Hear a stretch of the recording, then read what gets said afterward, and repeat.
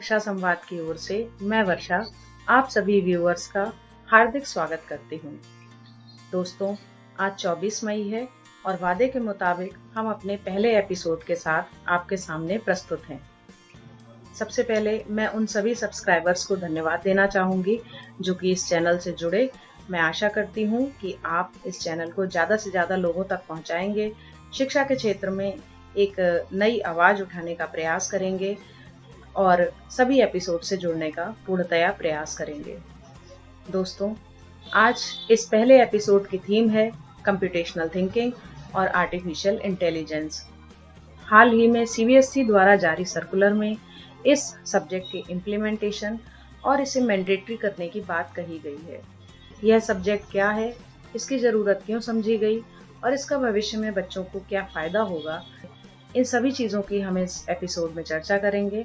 आशा है आप इसे ज़रूर पसंद करेंगे। दोस्तों, टेक्नोलॉजी आज जीवन के हर हिस्से में पहुंच गई है। हर वर्ग इसे पूर्णतया यूज़ कर रहा है और काफ़ी हद तक इस पर डिपेंडेंट भी हो गया है। बच्चे हमारे समाज का भविष्य हैं, हमारा आने वाला कल है।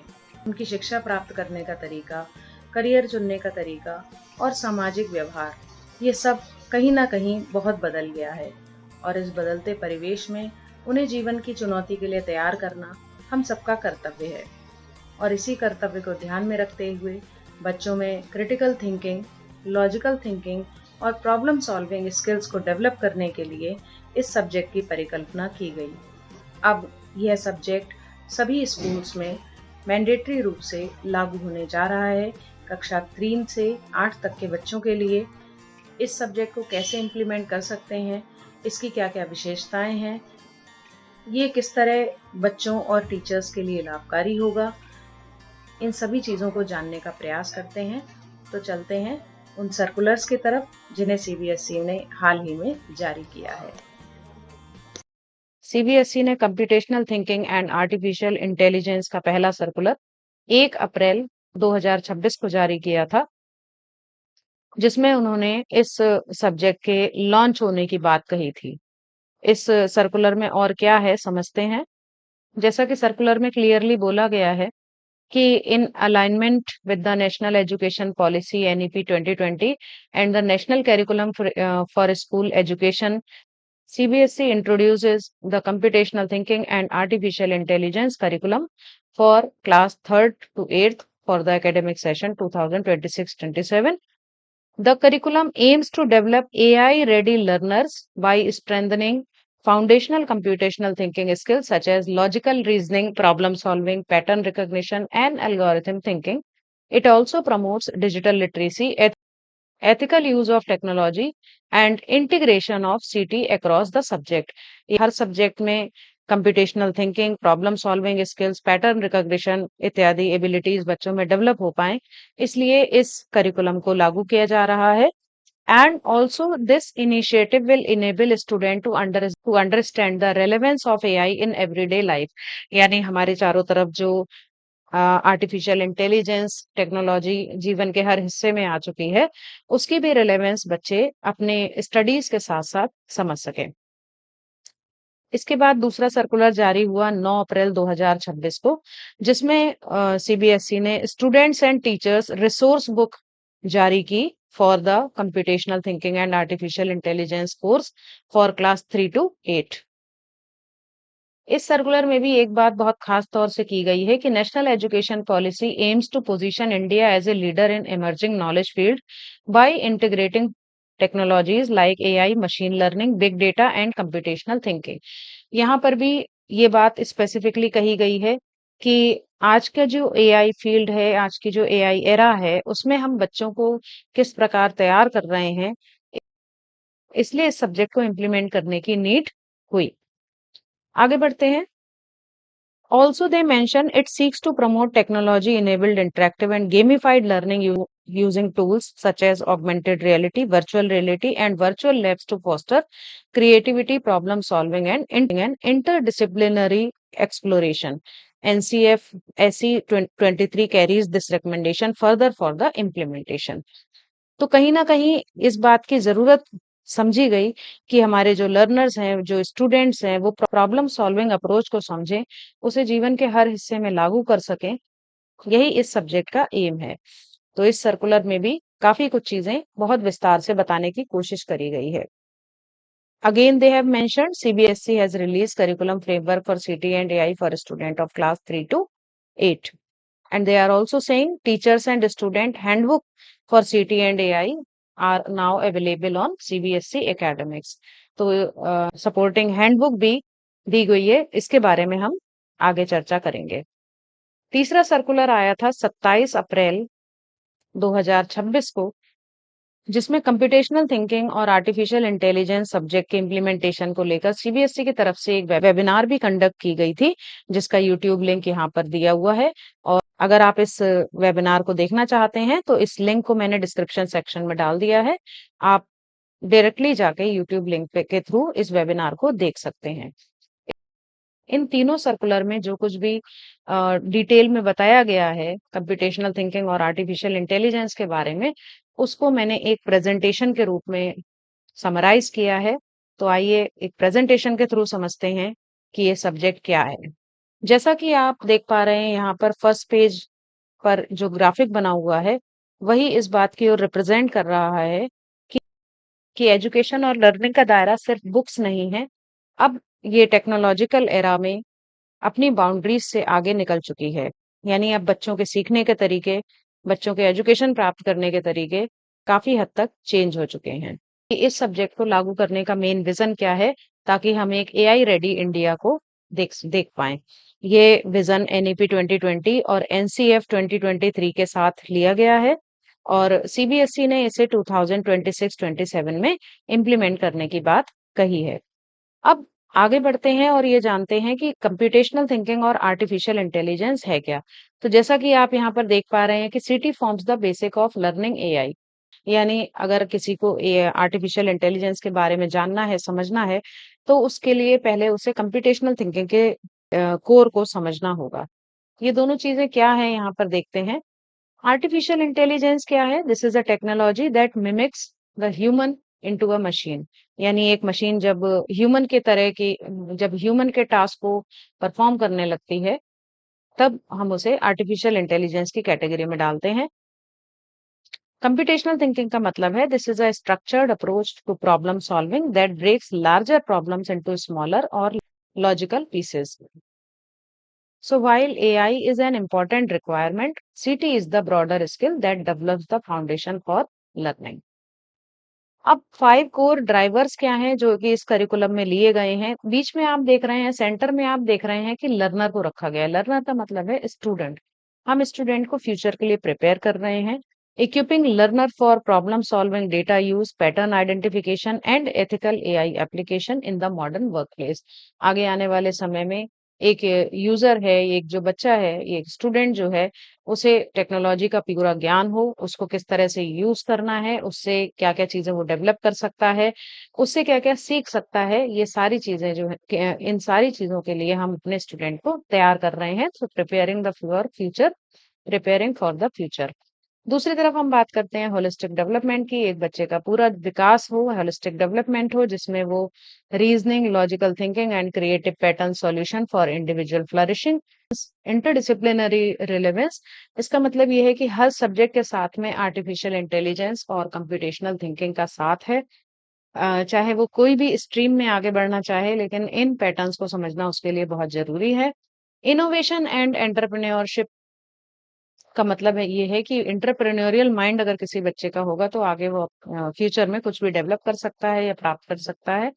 एथिकल अवेयरनेस का मतलब है कि इतनी टेक्नोलॉजी जो उसके आसपास है, उसे वो किस तरह से यूज कर पा रहा है, उसके लिए किस तरह के मॉरल्स को वो कैरी कर पा रहा है, ये एथिकल अवेयरनेस के सेक्शन में आएगा। अब पेडागोजिकल जर्नी क्या है फ्रॉम प्ले टू एप्लीकेशन। अब इस सब्जेक्ट को इम्प्लीमेंट करने की एक स्टेयर केस आप यहाँ पर देख रहे हो कि कहाँ से शुरुआत होगी। तो क्लास 3 टू 4 में जहाँ पर बच्चा चीजों को समझना शुरू करता है, देखना शुरू करता है, पहचानना शुरू करता है, चीजों को रिलेट करना शुरू करता है किसी बेसिक्स से, वहां पर हम क्लास 3 और 4 में बच्चों को बेसिक प्रॉब्लम सॉल्विंग मेथड सिखाएंगे, जैसे कि पजल, पज़ल हम देखते हैं बच्चे किसी भी पज़ल गेम को बहुत इंटरेस्ट के साथ खेलते हैं। विज़ुअल रिप्रेज़ेंटेशन हम उन्हें चीज़ों को दिखा सकते हैं और वीडियोज़ दिखा सकते हैं, पोस्टर्स दिखा सकते हैं और उसके बिहाफ़ पर हम उनसे किसी प्रॉब्लम को सॉल्व करवा सकते हैं। जैसे कि हमने उन्हें एक विलेज की पिक्चर दिखाई और उनसे उस पर्टिकुलर पिक्चर के बारे में 3-4 लाइन्स बोलने के लिए बोला। इस तरह से हम विज़ुअल रिप्रेज़ेंटेशन करा सकते हैं। And analytical thinking in everyday's context और इसमें देखिए आप सब्जेक्ट दिए हुए हैं मैथमेटिक्स एंड TWAU। TWAU का मतलब है द वर्ल्ड अराउंड अस, जिसके कॉन्सेप्ट्स का लॉजिक भी यहाँ पर यूज़ किया जाएगा। इसके बाद बात आती है कंप्यूटेशनल थिंकिंग की क्लास 4 टू 6 में। कंप्यूटेशनल थिंकिंग का मतलब है कि identifying complex patterns, decomposition of multivariable scenarios, designing step by step algorithm. जब हम एल्गोरिथम की बात करते हैं तो प्रोग्रामिंग में एल्गोरिथम का मतलब होता है किसी प्रॉब्लम को स्टेप बाय स्टेप तरीके से समझना। जैसे कि अगर हम बच्चे से पूछें कि आप रोज सुबह आने के लिए या रोज सुबह स्कूल आने के लिए आप क्या स्टेप फॉलो करते हो, तो वो उन सारे स्टेप्स को एक सीक्वेंस के रूप में बताएगा और अगर वो इन सारी चीज़ों को अरेंज करने में सक्षम है, अगर इसी तरह की छोटी-छोटी प्रॉब्लम के सॉल्यूशन वो स्टेप बाय स्टेप निकाल सकता है, तो इसका मतलब कि हम उसमें कंप्यूटेशनल थिंकिंग डेवलप कर रहे हैं क्लास 4 टू 6 के लिए। फिर बात आती है क्लास 7th और 8th की जहाँ पर उसे एआई अवेयरनेस के बारे में सीखना होगा यानी understanding artificial intelligence versus automation यानी आर्टिफिशियल इंटेलिजेंस और ऑटोमेशन में क्या अंतर है। फॉर एग्जांपल हम कह सकते हैं कि एक वॉशिंग मशीन ऑटोमेटिक वर्क करती है लेकिन वो आर्टिफिशियल इंटेलिजेंस की कैटेगरी में नहीं आती है। थोड़ा-सा प्रोग्रामिंग का टच भी यहाँ पर होगा जिसमें बच्चे डेटा टाइप्स के बारे में जानेंगे और बेसिक एआई के टर्म्स को पढ़ेंगे जैसे कि सुपरवाइज्ड लर्निंग और अनसुपरवाइज्ड लर्निंग। इसके बाद बात करेंगे एप्लीकेशन एआई एंड एथिक्स की क्लास 7th एंड 8th में, जहाँ पर बच्चा छोटे-छोटे एआई प्रोजेक्ट्स को बनाने की कोशिश करेगा। नो कोड टूल्स का यूज़ करेगा। नो कोड टूल्स का मतलब है कि एक ऐसा प्लेटफ़ॉर्म जहाँ पर उसे टिपिकल प्रोग्रामिंग कॉन्सेप्ट सीखने की ज़रूरत नहीं है। वो डेटा को एनालाइज़ करेगा, मॉडल्स डेवलप करने की कोशिश करेगा और एक छोटा-सा एप्लीकेशन वो अपने आप से बना पाएगा। अगले स्टेप में हम देखते हैं strategic policy shift for session 2026-27। अब न्यू रोल आउट्स क्या हैं? क्या नई चीज़ें होने वाली हैं और क्या-क्या डिसकंटिन्यू हो गया है? पहले से अब तक क्या चेंज आया है? तो जैसा कि आप देख पा रहे हैं कि mandatory implementation of the new CT and AI framework for class 3 to 8 and NCERT to provide new modules on CT and AI for class 9 to 12। यानी 9 to 12 के लिए भी जल्दी ही करिकुलम जारी होगा कंप्यूटेशनल थिंकिंग और आर्टिफिशियल इंटेलिजेंस के बारे में। क्लास 9th में जितने भी एआई रिलेटेड कोर्स थे उनको डिसकंटिन्यूड कर दिया गया है। Only there is an exemption for class 10th student जो जो अभी करंटली क्लास 10th में है उनके लिए अभी 2025-26 का ही सिलेबस चलेगा। They will be continued with their old scheme.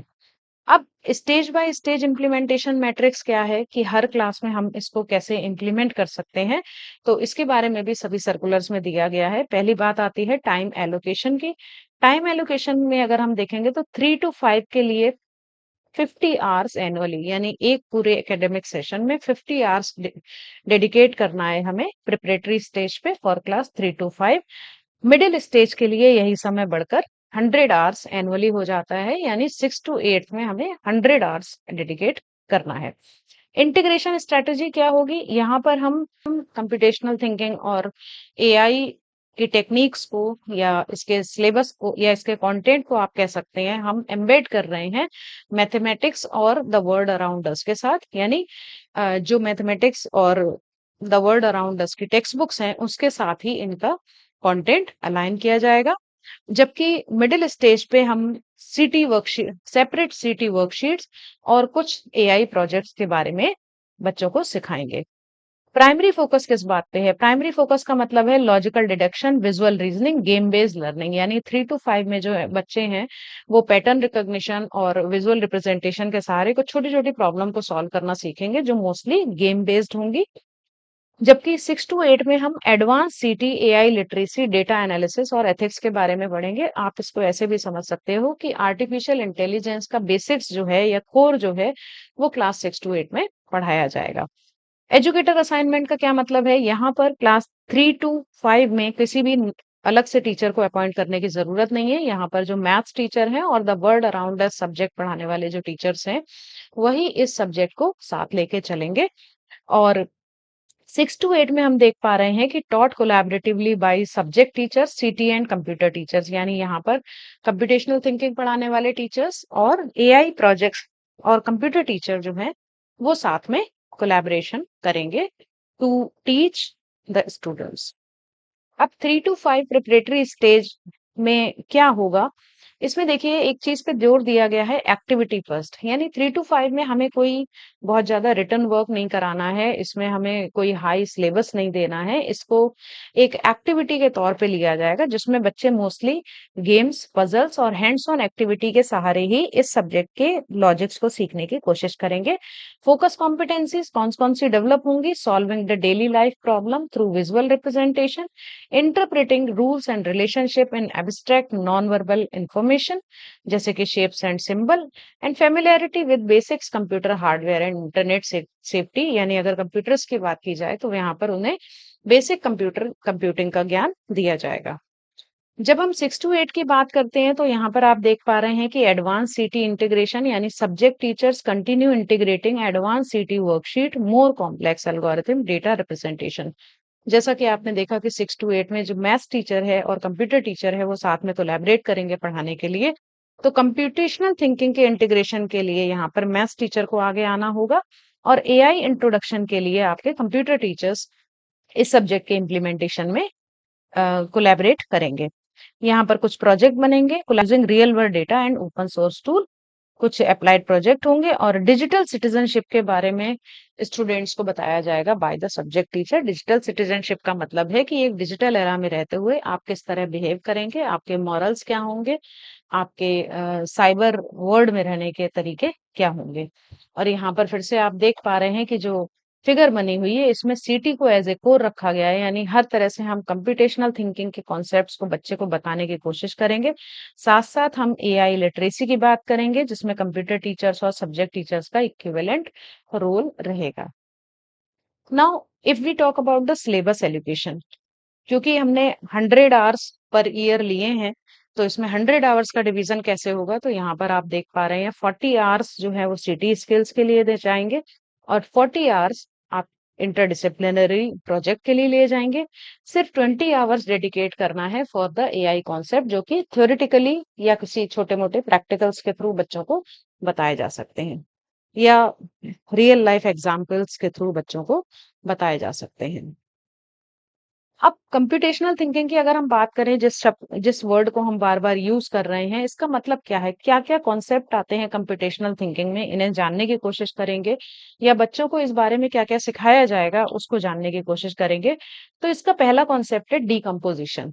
Decomposition का मतलब है breaking down higher order multiple variable problem into manageable interdependent components.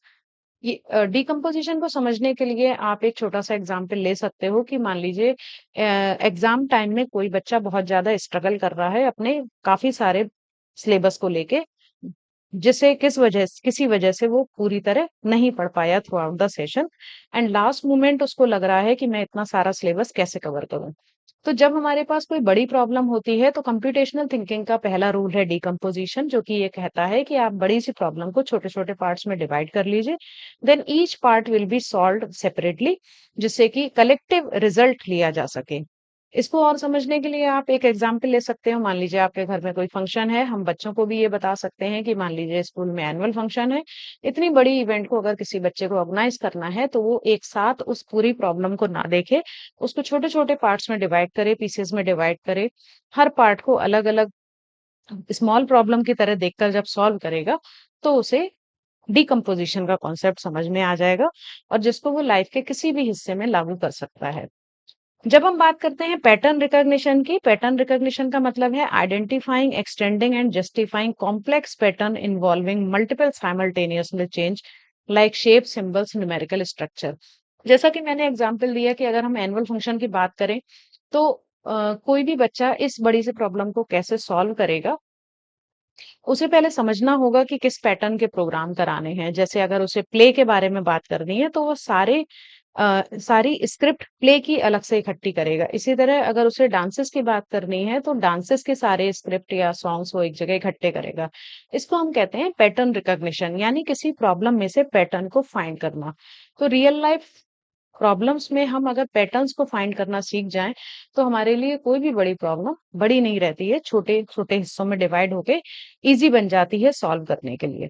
Algorithmic thinking इसका क्या मतलब है? जैसा कि मैंने शुरू में बताया, एल्गोरिथम का मतलब है to go step by step. एक छोटी-सी प्रॉब्लम, जब कोई बड़ी प्रॉब्लम छोटे-छोटे पार्ट्स में डिवाइड हो गई और उस छोटी-सी प्रॉब्लम को सॉल्व करने के लिए अगर हमें स्टेप्स पता चल जाएँ कि हमें किस-किस तरह सॉल्व करना है, तो वो प्रॉब्लम सॉल्व करना और ईज़ी हो जाता है।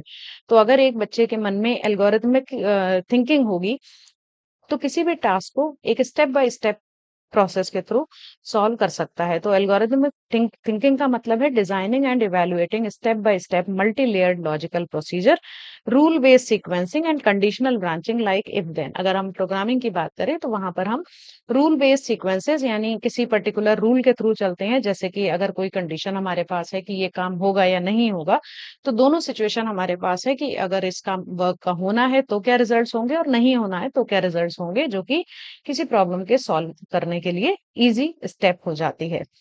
एब्स्ट्रैक्ट थिंकिंग, जो कि आज के समय में बहुत ज़्यादा ज़रूरी है। एब्स्ट्रैक्ट का मतलब होता है to pay attention only on important parts.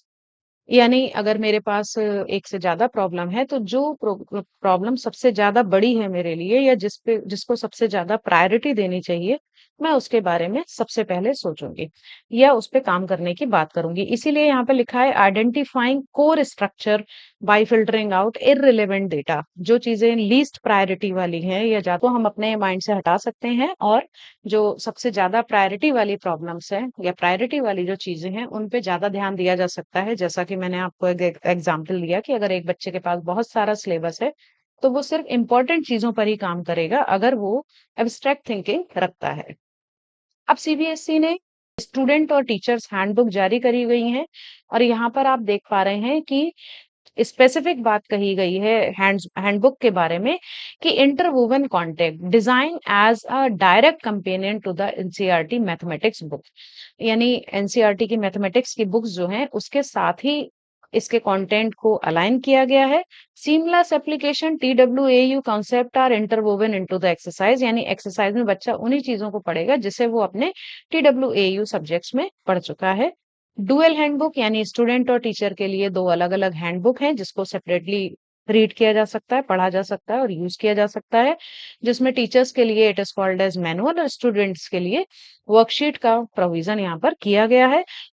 सबसे इम्पोर्टेंट बात जो कही गई है वो गई है चैप्टर अलाइनमेंट, यानी मैथमेटिक्स की बुक का अगर पहला चैप्टर नंबर सिस्टम है, तो स्टूडेंट बुक एंड हैंडबुक में भी पहला कॉन्सेप्ट जो है वो नंबर सिस्टम का रखा गया है। तो किसी भी टीचर को यहाँ पर प्रॉब्लम नहीं होने वाली है, क्योंकि जो चीजें उनके सिलेबस में चल रही हैं वही यहाँ पर अलाइन करने की कोशिश करी गई है।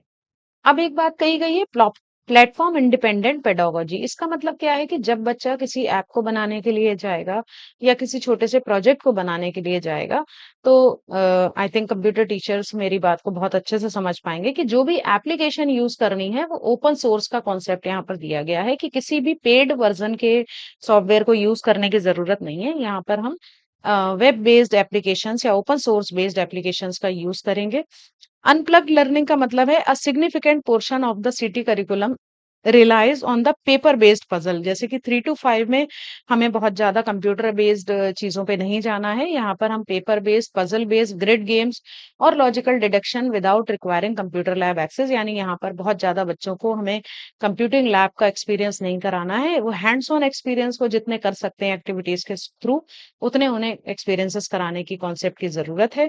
नो कोड एक्सपेरिमेंट का मतलब है, जैसे मैंने पहले भी बताया, अगर किसी बच्चे को प्रोग्रामिंग नहीं भी समझ में आ रही है, तब भी वो ड्रैग एंड ड्रॉप टूल्स के थ्रू, जिसको हम नो कोड टूल्स भी कहते हैं, कि जहां पर प्रोग्रामिंग की जरूरत नहीं पड़ती है, यहाँ पर बच्चा सिर्फ ड्रैग एंड ड्रॉप टेक्निक से किसी भी एप्लीकेशन को इजीली बना सकता है। फिर बात आती है असेसमेंट की, तो क्लास 3 to 5 में इंटीग्रेटेड इवैल्यूएशन, जिसको हम इंटरनल इवैल्यूएशन भी कह सकते हैं, जो कि आपकी मैथमेटिक्स और TWAU बुक से अलाइंड होगा और इवैल्यूएटेड थ्रू इंटीग्रेटेड वर्कशीट। आप बच्चों को 10 नंबर की वर्कशीट देके उसका इंटरनल असेसमेंट कर सकते हैं। 6 to 8 में अप्लाइड इवैल्यूएशन की बात हुई है, जिसमें कि shift toward authentic competency based assessment होगा। Evaluation relies on projects, presentation, and practical assignment, and requirement will be teachers must create clear, concise rubric to evaluate project। अगर किसी बच्चे को प्रोजेक्ट दिया गया है या लैब में कराने के लिए कोई एप्लीकेशन वर्क दिया गया है, तो उसका भी असेसमेंट अच्छे से किया जाना चाहिए प्रॉपरली टीचर के सुपरविजन में। इसके साथ ही जो एक बहुत इम्पोर्टेंट बात है कि टीचर्स को ट्रेन कैसे किया जाए या कैसे इस टीचर्स इस सब्जेक्ट को इम्प्लीमेंट कर सकते हैं, इसके लिए बोर्ड ट्रेनिंग थीम भी सीटी एंड अंडरस्टैंडिंग एआई ही रखी गई है फॉर द सेशन 2026-27, जिसमें क्या-क्या हमें समझाना है या क्या-क्या समझना है, that is the foundation of CT and AI readiness from play to abstraction. 3 to 8 तक एक स्टेप बाय स्टेप वे में यहाँ पर सीटी एंड एआई को लागू करने की बात कही गई है, जो कि एक सीक्वेंशियल वे है किसी भी चीज को इम्प्लीमेंट करने के लिए। मैथमेटिक्स को एज ए कोर रखा गया है, यानी मैथमेटिक्स के कॉन्सेप्ट को ध्यान में रखते हुए ही सीटी की एक्टिविटीज डिजाइन की गई हैं, क्योंकि mathematics is a base for AI tools. इसके साथ ही interdisciplinary connections at the middle stage, यानी 6 to 8 में प्रोजेक्ट्स को डिफरेंट डिफरेंट सब्जेक्ट के साथ अलाइन करने की कोशिश करी गई है। AI in the real world context, real world में हम आर्टिफिशियल इंटेलिजेंस का कैसे यूज कर सकते हैं या उसका क्या कॉन्टेक्स्ट है या उसका क्या रिलेवेंस है, इसको समझने की जरूरत है। साथ में असेसमेंट एंड पेडागोजी, सीटी and AI, and ethical and responsible use of AI. Artificial intelligence को कोई भी स्टूडेंट या कोई भी पर्सन कैसे यूज करेगा, उसकी मॉरल रिस्पॉन्सिबिलिटीज क्या हैं, ये भी सारी चीजें इस ट्रेनिंग थीम में कवर करने की कोशिश करी गई है। ट्रेनिंग्स को कंडक्ट कराने के लिए फर्स्ट एक्टिविटी यानी डिस्ट्रिक्ट लेवल पे ट्रेनिंग कंडक्ट कराई जा सकती है किसी पर्टिकुलर सिटी में, जो कि सहोदय या लोकल स्कूल्स के थ्रू ऑर्गेनाइज हो सकती है। किसी पर्टिकुलर स्कूल में हाफ डे यानी किसी एक्सपर्ट को बुला के 3 आवर्स की सीपीडी कराई जा सकती है, या सीबीएसई सीओईज जो हैं वो इस वर्कशॉप को ऑर्गेनाइज कराएंगे, जिससे डिफरेंट डिफरेंट स्कूल के टीचर्स अलग अलग तरीकों से ट्रेनिंग कर सकते हैं, जिसमें एक मैंडेटरी फीस 700 रुपीज दी जाती है। I think I have tried to cover all the points of these all three circulars regarding CT and AI. अगर हम एज ए समरी के तौर पर देखें तो what is the vision? The vision is to create AI ready learner by 2030, that is an informed, creative and ethically aware digital citizen. Then the curriculum framework, a curriculum framework has been provided to implement step by step from play to application. Then platform relevant sources provide करने की कोशिश करी गई है, that is the open source companion and the comprehensive capacity building across 7 themes, यानी 7 themes को ध्यान में रखते हुए ट्रेनिंग थीम्स रखी गई है through the global and regional network. So that's all from शिक्षा संवाद। आई होप ये वीडियो आप सबके लिए बहुत बेनिफिशियल रहेगा। आप कंप्यूटेशनल थिंकिंग और आर्टिफिशियल इंटेलिजेंस को इम्प्लीमेंट करने के पॉइंट से बहुत अच्छे से इसको समझ पाए होंगे। अगले वीडियो में हम कंप्यूटेशनल थिंकिंग और आर्टिफिशियल इंटेलिजेंस की हैंड्सबुक के बारे में बात करेंगे, जो कि टीचर्स और स्टूडेंट के लिए अलग-अलग प्रोवाइड करी गई हैं। तब तक के लिए चैनल को लाइक करें, सब्सक्राइब करके करें और वीडियो को ज़्यादा से ज़्यादा शेयर करें। अगर आपके पास इस टॉपिक से रिलेटेड कोई अन्य जानकारी हो तो कमेंट सेक्शन में शेयर करके ज़रूर बताएं। नेक्स्ट वीडियो तक के लिए thank you so much and good bye.